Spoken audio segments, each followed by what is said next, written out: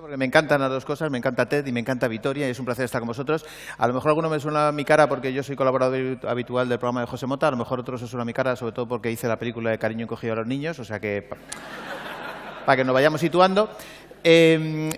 Como decía, es un auténtico placer. Ha dicho Óscar, no sabemos qué va a salir de aquí, os juro que nosotros tampoco. Pero no voy a estar solo en el escenario porque voy a estar acompañado de dos grandes genios. Con 73 kilos de peso, natural de Vitoria. Uno de los científicos más importantes de este país. 200 publicaciones a sus espaldas en las mejores y más prestigiosas revistas internacionales de ciencia. 12 libros y profesor en 40 universidades. Con todos ustedes, Eduardo Anitua.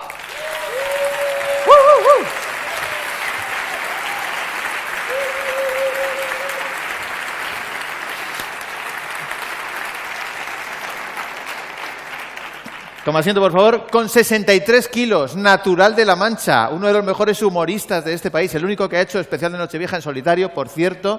Él tiene 2 Ondas, ha protagonizado con Salma Hayek incluso una película y no exagero si digo que si hubiese nacido en Estados Unidos, hablaría inglés. Con todos ustedes, José Mota.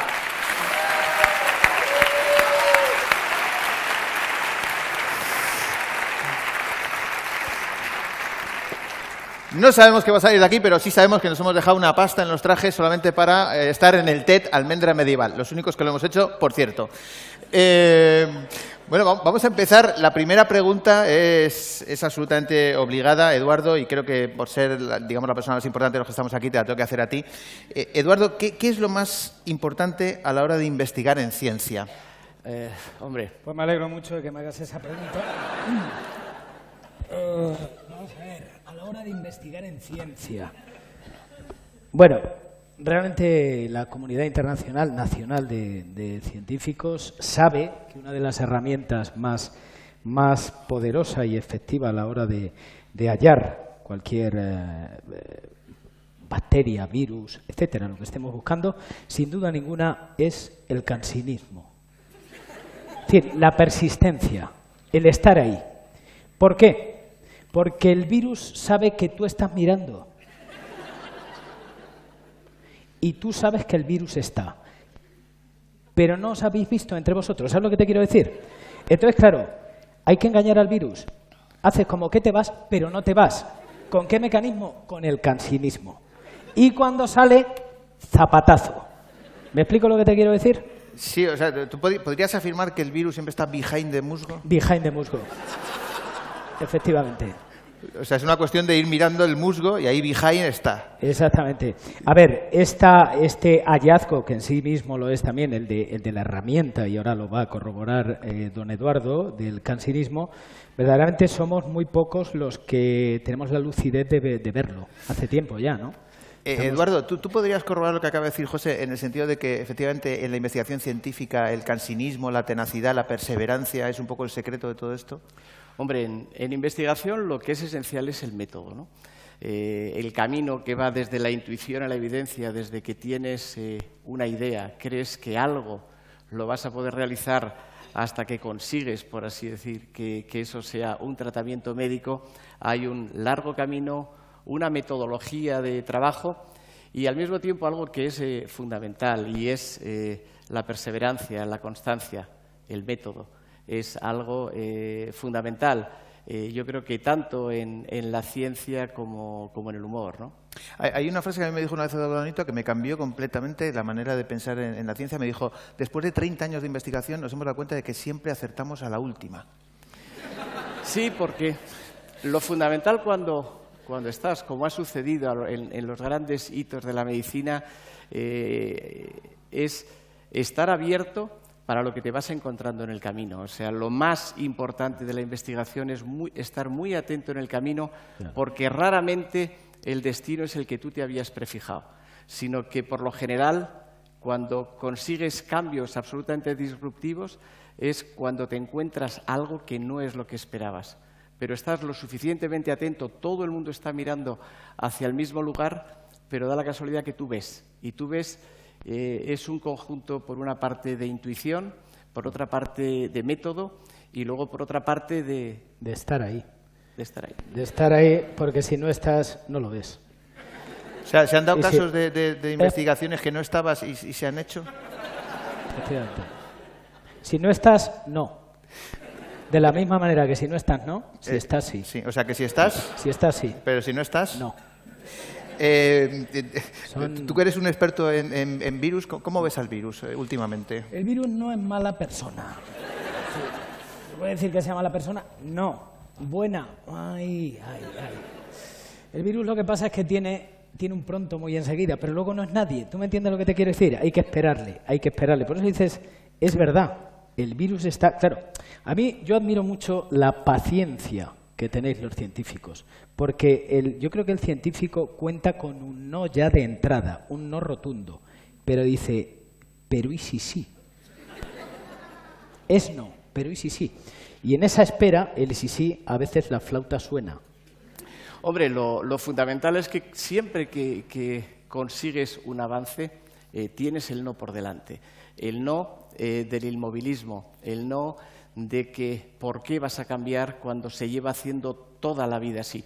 Y estos cambios es algo fundamental. Por ejemplo, en el mundo de la medicina yo nunca me imaginé que cuando buscábamos la explicación de por qué cuando a un paciente le hacíamos la extracción de una muela, decías, ¿cuál es el mecanismo biológico? ¿Por qué un paciente va a cicatrizar bien y hay otros pacientes que se van a infectar y van a tener problemas? ¿Cuál es la razón de que siempre que vayamos a hacer una extracción consigamos que esto cicatrice bien?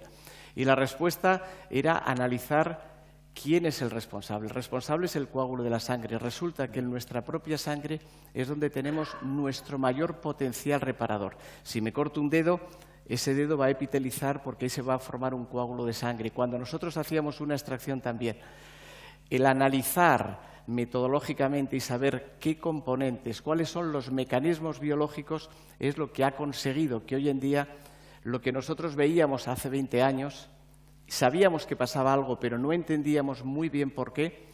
Hoy resulta que donde más éxito está teniendo o donde más relevante es, no es precisamente el área de la cirugía oral.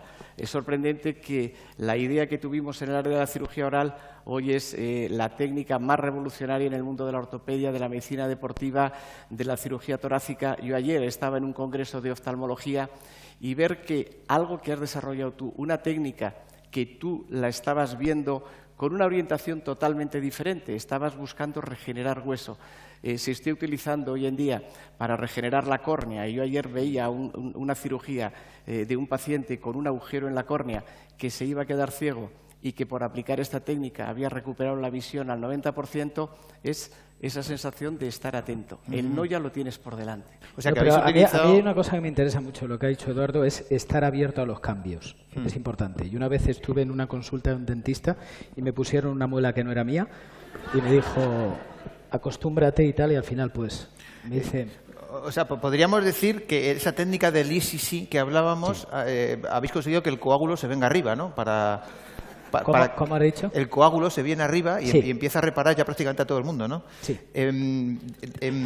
Tú sabes que la técnica esta del ECC se está internacionalizando, ¿no? Sí, sí, en Estados Unidos el ECC está siendo una fiebre. Allí le llaman el IFIGES. IFIGES, la técnica del IFIGES. La gente, no sé si tú que vas mucho a Orlando... No, está siendo... No se habla de otra cosa. Del IFIGES. No se habla de otra Empezaron cosa. con el Yes We Can, y ahora es el IFIGES. Vamos a hablar de la curiosidad, esa curiosidad innata que tenéis todos los científicos. Fíjate, un día esto os juro que es cierto, iba con Eduardo por la playa y pasó una chica de un generoso escote. ¿Qué hice yo? La miré el escote, pero no por nada, sino porque el cerebro nos lleva a mirar el escote. Y le dije a Eduardo, ¿te has fijado? Y me dijo, sí, tiene una sonrisa muy bonita. ¿Estás todo el día en modo observación? Hombre, lo que sí es cierto es que cuando tú te dedicas a la investigación es como que vas desarrollando otros receptores, te estás cuestionando todo y como que estás muy, muy centrado en lo que es tu observación. Tu observación, que no necesariamente es lo que está mirando todo el mundo, pero que lógicamente a ti es lo que más te llama la atención. El conseguir sacar ese niño que llevamos todos dentro cuando tienes un hijo y te está preguntando el por qué por todo, ¿no? te das cuenta que está con todos sus receptores, está intentando aprender. Y en cambio, cuando eres médico, llevas muchos años de profesión, te das cuenta que hay mucha gente que ha perdido esa capacidad de observación. Están en una situación acomodaticia, estás como muy relajado en esa situación de confort. El salir de esa no iba a decir en otra palabra, una persona que mire mucho un escote no es científico. Sí. ¿Tú eres más de escote o de sonrisa? Una cosa tras la otra.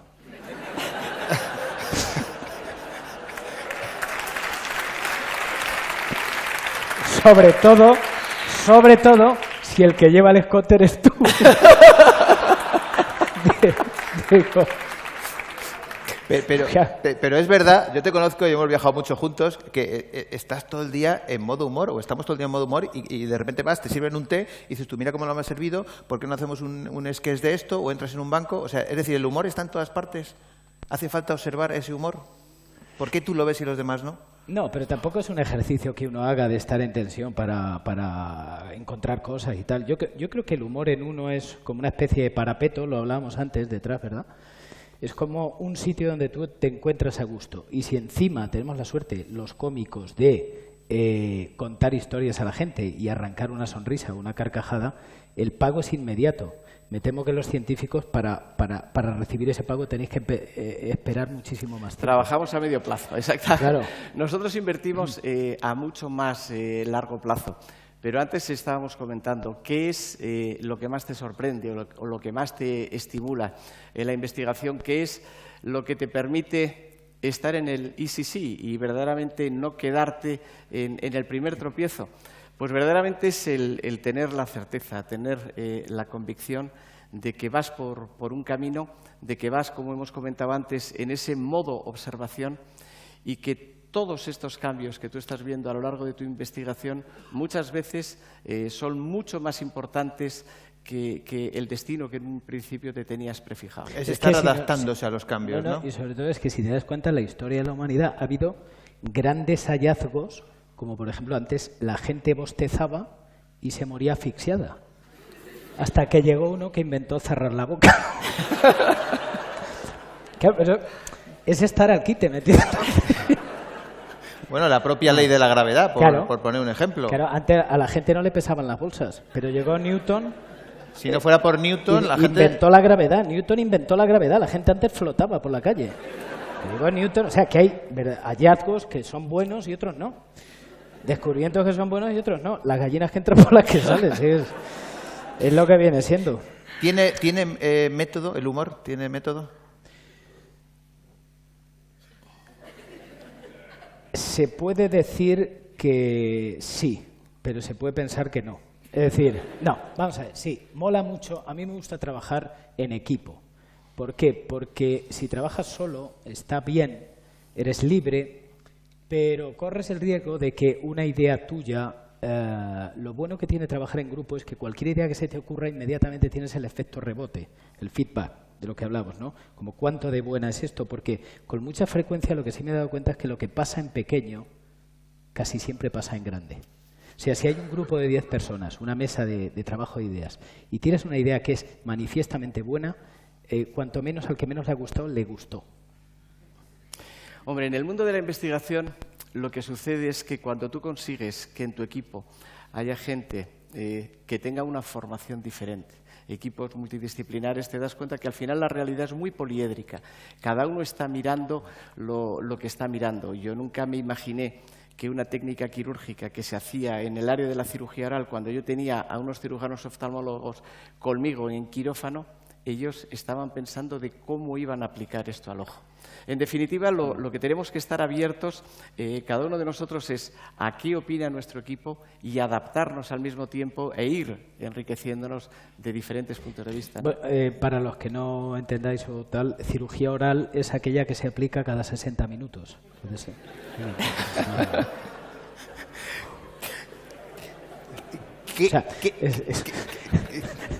Que menudo sacrificio tienes, Eduardo, y cada 60 minutos a operar a alguien. A lo mejor estás en tu casa o en el estanco, dame un paquete, ¡hostia, me voy! Por eso estáis bien pagados. La gente se dedica a la cirugía oral. Es que no tienes vida. No tienes vida. Oye, ¿qué te hace feliz en el trabajo, José? ¿A mí? Sí. ¿Qué me hace feliz? Sí. El propio trabajo en sí mismo, ¿no? Ya te digo que tengo la gran fortuna. Hombre, lo bonito de esta historia es que lo que imaginas lo cuentas y la gente lo recibe, ¿no? El que sea verdaderamente útil, en el sentido de que el recibir una sonrisa o una carcajada no hay nada más placentero. Y más no sé sano. lo que tú disfrutarás viendo bichitos a través. Imagino que debe ser maravilloso, ¿no?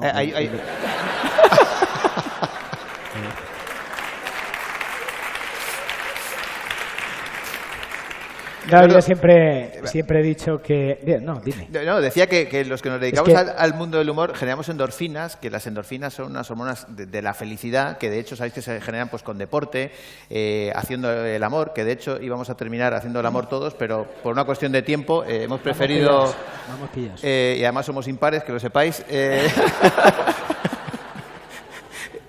¿Hasta qué punto son las endorfinas importantes? La investigación, el humor, la salud... Mira, cuando estábamos pensando en los temas de esta conversación, te das cuenta al final de decir, vamos a ver, ¿qué es lo importante en mi vida, ¿no?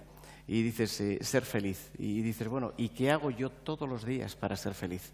Es una pregunta que yo creo que nos la podríamos hacer todos perfectamente, ¿no?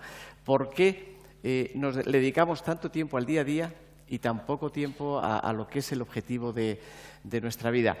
En el mundo de la investigación es fundamental saber cuáles son tus objetivos, pero la investigación, siendo un trabajo serio, no es un trabajo aburrido, puede ser un trabajo divertido. Y cuanto más alegre estás, cuanto más contento estás en modo on, estás verdaderamente en modo mucho más creativo que alguien triste. Por lo general, yo creo que ha habido pocos avances en la humanidad que los ha desarrollado gente triste. O sea, yo estoy absolutamente convencido que el humor, el positivismo, están absolutamente relacionados con el avance de la humanidad y con la felicidad. Hombre, Pasteur era un cachondo mental. Era el que inventó la vacuna de la rabia. Estaríamos aquí horas y horas y horas hablando de todo esto, porque también Fleming fue uno de los primeros monologuistas de la ciencia, pero tenemos que cortar y sí me gustaría quedarme con una pregunta para todos vosotros como público. No sé si realmente con esta charla hemos conseguido que reflexionéis. Pero ¿y sí, sí? Y sí, sí.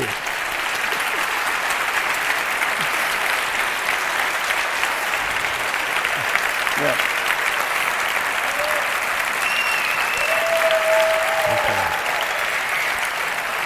Los alabatos.